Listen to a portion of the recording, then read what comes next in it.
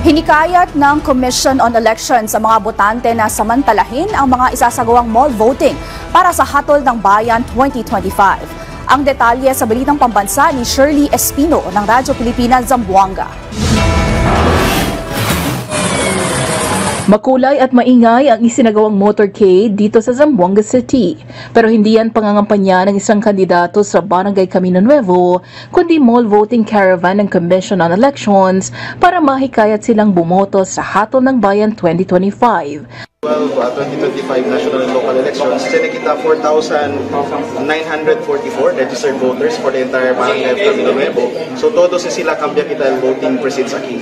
Tiene kita 6 clustered precincts actually for the entire Camino Nuevo. So paliwanag ng COMELEC, automated din ang botohan sa mall kung saan 6 na automated counting machines ang ipadadala nila doon.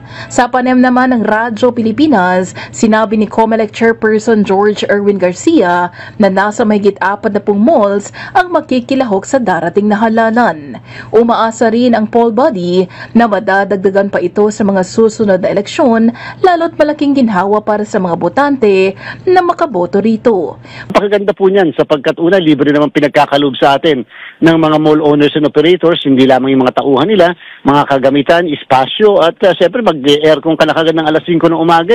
Paliwanag ng COMELEC, kinonsulta nila ang mga botante na malapit sa mga mall bago magsagawa ng mall voting para sa darating na 2025 midterm elections. Mula sa Radyo Pilipinas, Zamboanga, Shirley Espino para sa Balitang Pambansa.